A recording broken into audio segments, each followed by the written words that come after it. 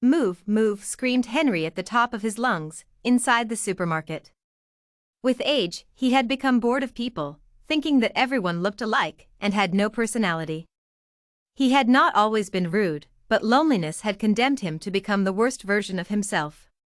At 63 he was not very old, but loss had drained his motivation to live. He barely survived. Existence for Henry was made of frozen ready meals, loads of boiled cabbage stench that soaked his clothes, and dust that he didn't care to wipe away. His apartment was the precise mirror of his personal image, shabby and dirty. Henry believed that everything needed care to bloom, but since he lacked it, he had stopped to care about himself as well. He moved close to the frozen area of the supermarket, complaining with a rattling voice, "Young lady, please move aside, I can't reach the peas if you stand there." The girl turned around, fixing Henry in the eyes with a bare expression. The two remained still, frozen in their positions, incredulous. They had not seen each other in 8 years. In Henry's eyes, Angela looked just like her mother, but what he couldn't know was that she had not inherited her kind personality. The two women had the same pointy nose and the same proud expression, but Angela became stiff with pride whenever her beliefs were challenged. She could not come down to compromises and was not welcoming towards other people's mistakes. Henry smiled. His daughter's face made he remember the happy time when they were still a family and Alina was still with them. Angela moved aside, breaking the eye contact in an attempt to escape from him. She wasn't ready to face the guilt that had risen in her chest as soon as she saw him. Henry was nothing like the man she knew. His skin had become wrinkly and dark, he had lost so much weight one would have not been able to recognize him for the happy man he had been, always giggling his round belly pretending to be Santa Claus. Angela had run away on her 17th birthday, leaving behind a note on the kitchen table that read, "I have to find myself. This house has become linked to too many sad memories. I will be back." Henry had no clue where she went, and she did not come back. Running away when challenges presented themselves was another characteristic of hers. She was not able to confront her fears, always preferring to run from them as far as she could. "Angela, you are here, you have come back," murmured Henry under his breath, before she could avoid him. He could not know that she had never truly gone very far from the town. Once she escaped, she refuged herself inside an abandoned hut, surviving on the food she was able to find in garbage cans. She had not considered how hard it was to live a respectable life, but she did not care to be respectable. Even if begging was all she could do for the first 3 years since she escaped, it was harder for her to come back home. The street had contributed to harden her character, since the only person she had around at the time was herself. She understood how important it was to take care of her persona, since she had not allowed anyone else to do it. "For what I can see, I am just doing my shopping," she coldly answered. Her pride didn't allow her to tell him she was sorry for abandoning him when he was the most fragile. She had been fragile as well, but not anymore. "I would love to invite you home, just for a tea, to catch up. I would like to know where you have been all this time. You owe me an explanation."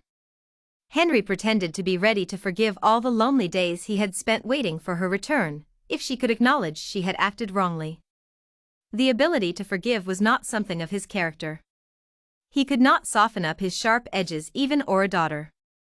He had forgot what human contact truly was, making him unable to react to it.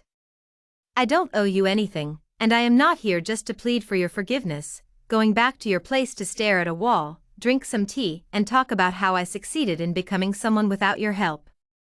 I can't call it home after 8 years, Angela snatched. "This is what you think. You blame it all on me, don't you?"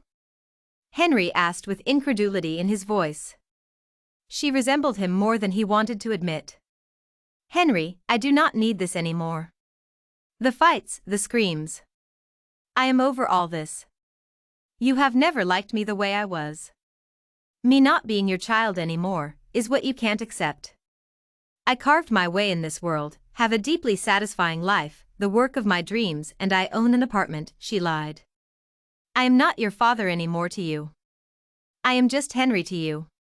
I hope your satisfying job will fill your emotional need of getting a father back," he barked at her, with evident hurt in his voice. You are just a selfish little girl that won't be grateful for anything. You believe you have made it alone, you are even better off alone from me, but you are nothing without a real family. We are a family if you want it or not, and we should act like one, he screamed straight at her face, in the middle of the shop. People started staring at them, as Angela looked straight into his eyes, allowing Henry to see a glimpse of compassion in her expression, a reproachful fold in her eyebrows that sadly said, "This is what I meant." Before the screams, she considered if giving him a chance was worth the try, thinking that maybe he could have changed. She remembered the fun they had together when she was a child. However, back then, they were still the Three Musketeers. Since her mother's death, Henry had remained irreversibly stuck in time, without realizing it. He could not see Angela for the woman she had become. She was still a wounded child in his eyes. The screams had brought back all of the memories of a childhood that carried the weight of a loss that could not be healed. Her father was still the one that had remained too concentrated on what he had lost to realize all he still had.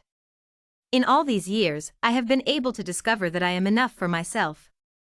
I can exist without others, happy with who I am and where I stand. It has been hard, but I have moved on. I won't look back to all the pain I have been through. The warm feelings in her eyes had disappeared, giving room to a barrier she was not willing to break. Her mother's loss was something they both had trouble accepting, and now they both knew they had not been able to face it as a family, but on her own. Angela had moved on.